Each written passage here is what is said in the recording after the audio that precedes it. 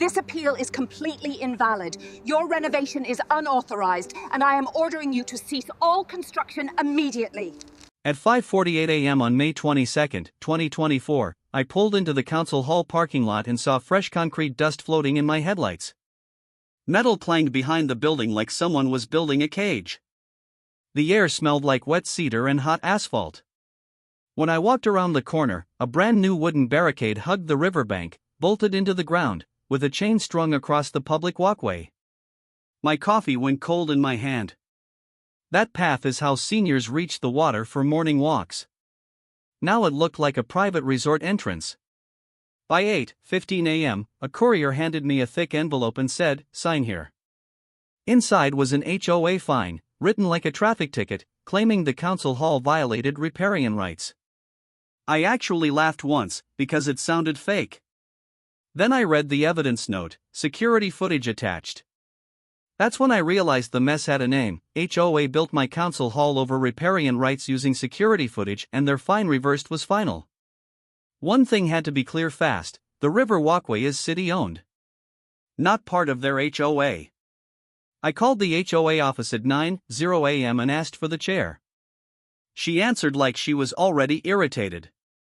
I said, "You can't block a public path and fine a city building." She said, "It's our shoreline. Our residents have rights." Then she added, "We saw your staff crossing our area on camera." I asked, "Which area exactly?" She said, "The riverbank behind your hall." I told her the hall sits on a recorded public easement.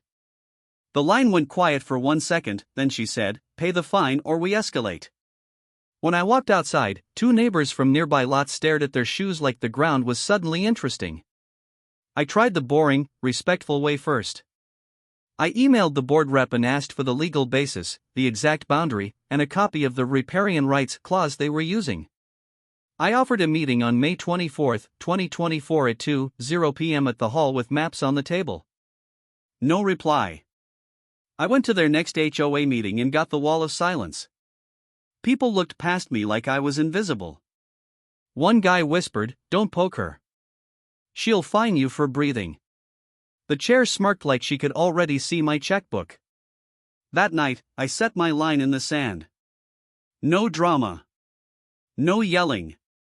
Proper channels only. I opened a fresh notebook and wrote down every contact time. Timeline item 1 May 21 at 4:27 a.m. Wooden posts installed on the public river path. Then I wrote one plain reminder so I didn't get pulled into their feelings: patterns of false reports can be prosecuted. If they wanted to play legal, I could play it better, with facts that don't blink.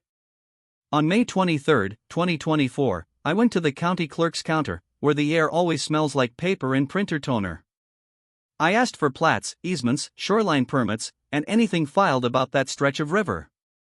The clerk slid a stamped packet across the counter and said, "This is a lot." The file landed with 73 pages. Right in the middle was the recorded public access easement running behind the council hall and along the bank. Also in there?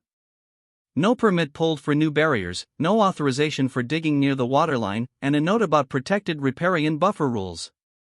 Back at my desk, I built my case like a sandwich: simple layers, hard to argue with.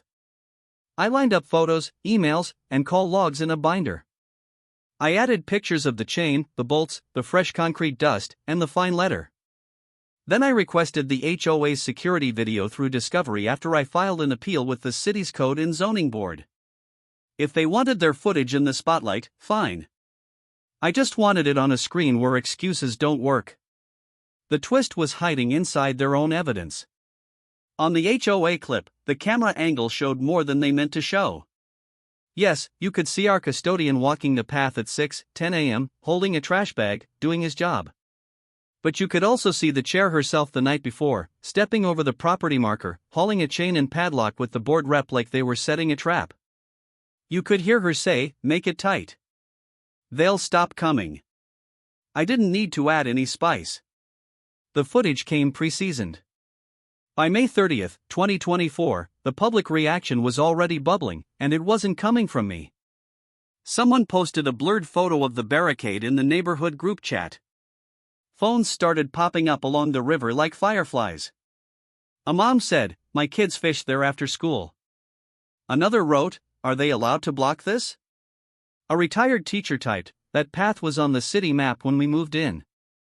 A guy with a kayak rack said, "I saw them drilling at dawn." One neighbor walked right up to the chair in the clubhouse lobby and said, "You're blocking seniors now?"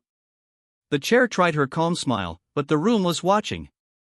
People weren't cheering. They were collecting. The authority flip hit on June 6, 2024 at 10:30 a.m. in a municipal hearing room that smelled like stale coffee and floor wax. A zoning officer spoke first and confirmed the easement.